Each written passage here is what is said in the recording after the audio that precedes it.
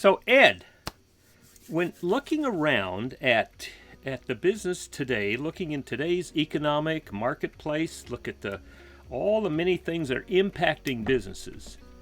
What is the one thing that is getting in the way of people getting what they want from their business?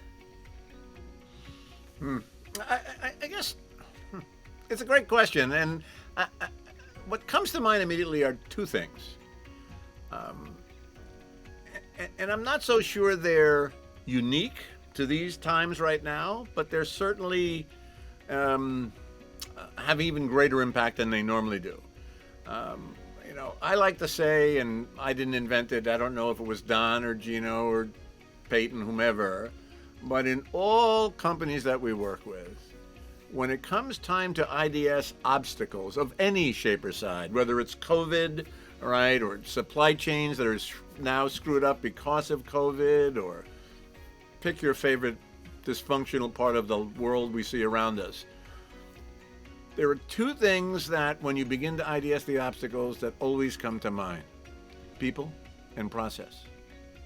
Almost always I tell my clients, if you look to the root of all your problems, one or both of those things will be true.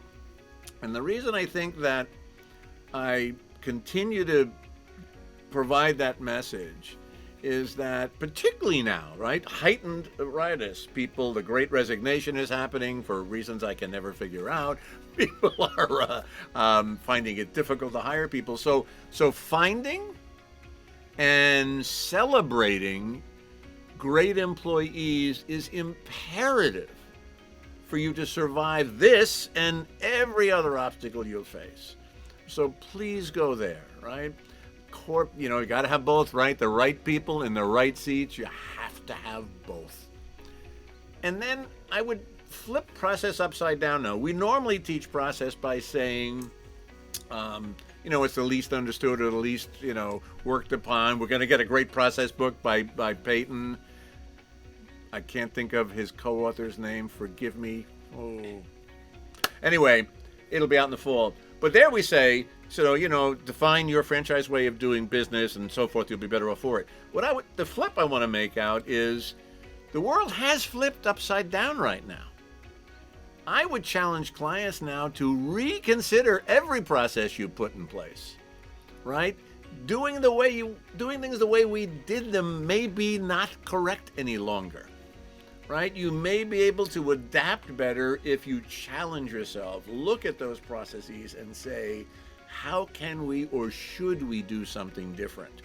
Given the world that's happening to us today, what can we change? What should we change about us? So those are the two things I want. All right. So what if a company is in this mix right now?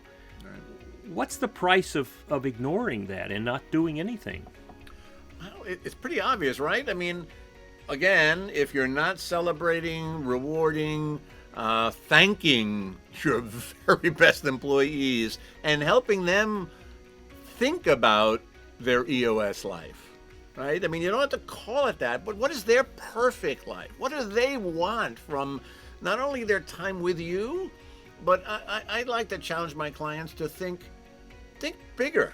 Ask your employees, what do they want for their life, right? If they can look out, it's difficult, of course, but look out and project what would, in a perfect world, right? It's like when we first start the accountability exercise, I always say to clients, imagine you have all the money, all the people in the world, no constraints, and a magic wand.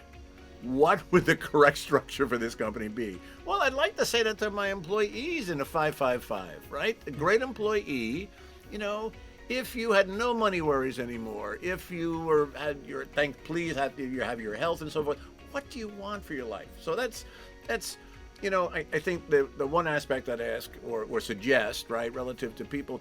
And then on the other side, I really do think, and the failure to do that, right, is not keeping those employees.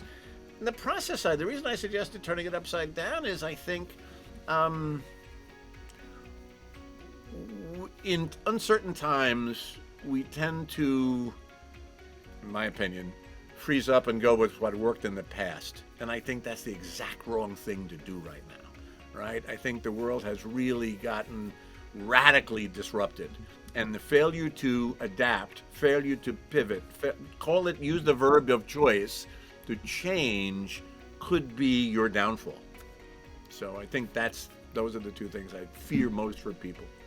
All right, so give me 3 things that a company could do, concrete things they could do right now to deal with those issues. So I gave one already, and I really mean it. I mean, change your 555, your quarterly conversation, and take it way broader, right? Really make it life-changing, life-impacting. That's kind of one, right? Do that. It takes work, and you may not be comfortable doing it, but get over it. Figure it out. Really, get some advice, get some outside help, right? This is not just the owner. This is the manager, right? This is the lead. Yeah. Every quarterly conversation, all the way throughout the company. Because I think if you demonstrate, we always say this, if you can demonstrate once a quarter, 4 times a year, that's it, that we really care about you, the human being, right? Not just as a cog in our machine, but you will have employees for life, and you will have employees that sing your praises. So that's one concrete thing. Like, make it bigger, make it about their life, way beyond your company. The second thing I talked about is, look at your processes, disrupting the processes, right? I think I think maybe the one thing they could do differently is don't ask managers to do this. Go and ask the people living the process, right? Open the book and say, look, again, magic wands, money, people, no constraints. How could we do this thing differently? What changes would you make? And I think, again, if it has 2 benefits, right? One, I think you might get some radically different thoughts, right? We 50 plus, 60 plus year old people, we might see the world too statically. What about if you had 30-year-olds telling you how you could do it differently? So, I think that's the second thing I think about. And I don't know, in terms of a number 3, I think that maybe what you want to do is see what you can do about encouraging a partner, a supply chain partner, somebody in your community to have EOS impact their life, right? I mean, the rewards you'll get from it are untold, and you will have passed along this thing that's become successful for you. So great, wonderful. So if someone were to do those 3 things, what results could they expect from that? What could they predict? See, that's a difficult question, I think. You could certainly predict incredible psychic benefits, right? I mean, karmic benefits, friendship benefits, all of those things. And as far as tangible results, we can offer up examples from our clients, and then others must, and we do, but I think then others, can then apply the possibilities. I mean, in my client base, kind of across, the 70 plus clients I've done this with, probably the best example is a triple, over 5 years. But everybody does 15-18% improvement typically. We can't guarantee it. We don't know what the circumstances are and what the community is. But I think they'll get, I like to think they'll get the financial rewards they're always hoped for. But I really ask them to consider the rewards that they get beyond that, from their people, from their communities. So I think that's how I'd respond. Yeah. And I mean, it sounds to me like one of the things is this sense of loyalty, this sense of I belong here. This is my place too, from employees. Yeah. And I agree with you.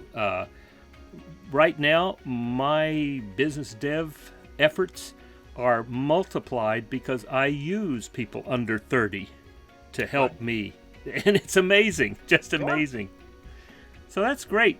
Well, I want to hear from other people about what their experience is in how to go about dealing with these issues of the Great Resignation and changes in process because of the changes in the world, and how we can help each other to discover these wonderful ways to make our business help us get what we want. So thanks, Ed. Thanks, Ed. I really appreciate you being with us.